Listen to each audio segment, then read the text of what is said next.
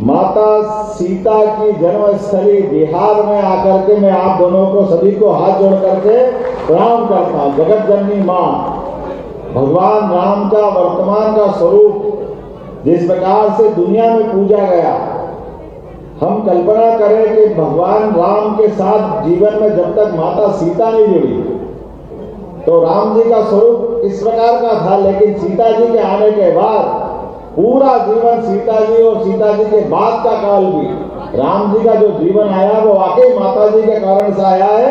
ऐसी पवित्र धरती को मैं प्रणाम करता हूँ, अभिनंदन करता हूँ। मैं खास करके बिहार के नाम के मामले में मेरा थोड़ा महाराज जी कंफ्यूजन है।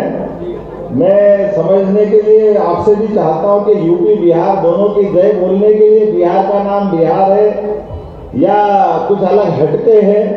मैं तो इसको इस रूप में देखता हूँ। बोले वृंदावन बिहारी लाल की। भगवान कृष्ण के नाम पे जिन दो राज्यों का नाम आता है उसमें से उत्तर प्रदेश और बिहार है, इसके बाहर कुछ है क्या? ये जो आनंद है हमारे सबके सामने, दोनों राज्यों के नाम अपने आप आ जाते हैं, एक जयकार है। ये यश कौन दे सकता? ये केवल एक ही नाम दे सकता जिसका एहसास हम सबको है। मैं तो सौभाग्यशाली हूँ जिस धरती पर बात कर रहा हूँ, ये भगवान महावीर स्वामी की धरती है, जिनके आधार पर बिहार की पहचान बनती है। सम्राट अशोक की धरती है। सम्राट अशोक का मध्य प्रदेश और उज्जैन से खास करके एक अलग रिश्ता रहा है। अशोक 10 साल तक उज्जैन में कुमार करके थे तत्कालीन समय में, जिनकी संघमित्रा महल में 2 संतानें भी हुई थी। और ये हजारों साल से अपना मध्य प्रदेश और बिहार का रिश्ता रहता आया है। जो यहाँ सम्राट बनता था पहले वहां वो राज्यपाल करके काम करता था, गवर्नर करके काम करता था, और उसके बाद वो मगध में आते थे। पूरे देश के शासन संचालन में मध्य प्रदेश की भूमिका रहती थी। और बाबा महाकाल की नगरी, जहां से राजा सूरसेन यादव की लड़की से भगवान कृष्ण का 5वां विवाह हुआ, जिसका नाम मित्रविंदा है। भगवान की शिक्षा दीक्षा भी वहां हुई। कई बार कोई लोग अपने समाज को कहते कि शिक्षा की बात का महत्ता बताएं, तो जरूर बताना चाहिए, माननीय न्यायमूर्ति जी ने भी कही है। लेकिन शिक्षा के मामले में हमारा समाज कितना जागृत है, इसका उदाहरण 5000 साल पहले भगवान कृष्ण के काल से भी जुड़ता है। जब भगवान ने कंस का वध कर दिया, और ऐसा दुनिया का कोई उदाहरण नहीं है जब कोई सत्ताधीश का वध करे और वो सत्ता की कुर्सी पे ना बैठे। वो केवल यादव समाज से निकले भगवान कृष्ण है, जिनने आगे बढ़ करके शिक्षा को महत्ता देते हुए, बजाय वो सिंहासन रूढ़ होने के, महाराज उग्रसेन को सत्ता में बिठा करके उन्हें शिक्षा की क्या महत्ता ये सबके सामने बताई।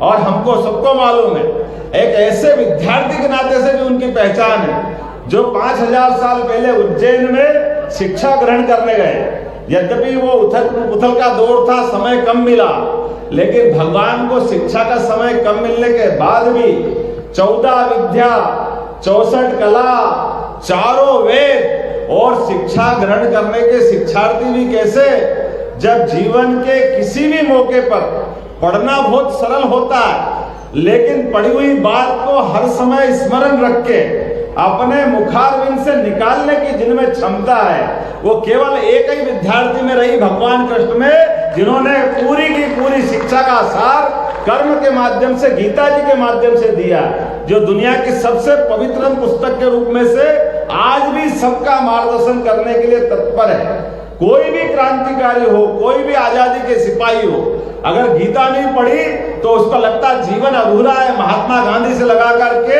हमारे तमाम क्रांतिकारी और दुनिया के सभी लोग जीवन में किसी मार्ग में बढ़ना, जिनने भी बड़ा संकल्प किया, गीता सदैव उसका पाथेय बनकर मार्गदर्शन करती रही है। ये हमारा सौभाग्य है। हम सब भगवान कृष्ण को हमारे वंश का तो मानते ही है, लेकिन भगवान कृष्ण की पहचान कैसी है?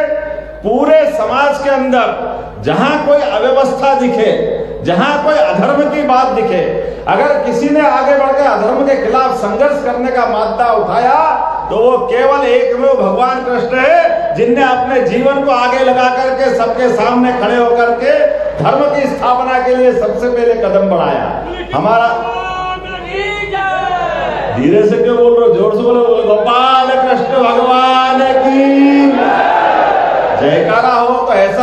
गगनचुंबी हो, आनंद आना चाहिए कि हाँ हम जिनका जयकारा लगा रहे हैं वो जयकारे का आनंद हमको आ रहा है कि नहीं आ रहा है। और आप सब तो सौभाग्यशाली हो।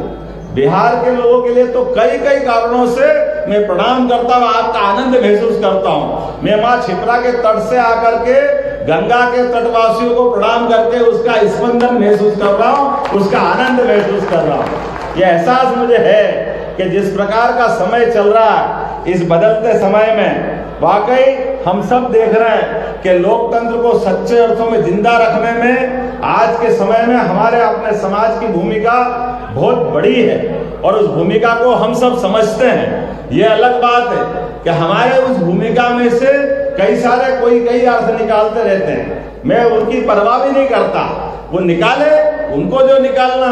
हम सब तो उस तरह के लोग हैं जिनके लिए अपने इस समाज की सेवा करते करते प्रदेश और देश की सेवा के साथ साथ भारत का मान दुनिया में बढ़े, इस दिशा में हमको आगे बढ़ने की आवश्यकता है। और यही तो हम हजारों साल से करते आए हैं और यही हमारा कर्तव्य है। इससे अलग क्या है? परमात्मा ने हमको जहां जिस जगह जन्म दिया है, एक अनूठा संयोग हमारे साथ जुड़ता है। हम अगर गोपाल कृष्ण बोलते तो केवल बोलने के लिए नहीं बोलते, हमारे घर में गाय है इसलिए गोपाल बोलते हैं। तो परमात्मा से, प्रकृति मात से प्रेम करने का उदाहरण अगर कहीं दिखाई देता है तो निश्चित रूप से वो यादव समाज से दिखाई देता है, जो माँ गौ को पाल करके भी अपना जीवन चलाते हैं लेकिन परमात्मा के माध्यम से प्रकृति प्रेम को भी दिखाते हैं। जो प्रकृति से प्रेम करता है, जो जीव मात्र से प्रेम करता है, वही तो गोपाल हो सकता है। इसके अलावा कौन गोपाल होता है?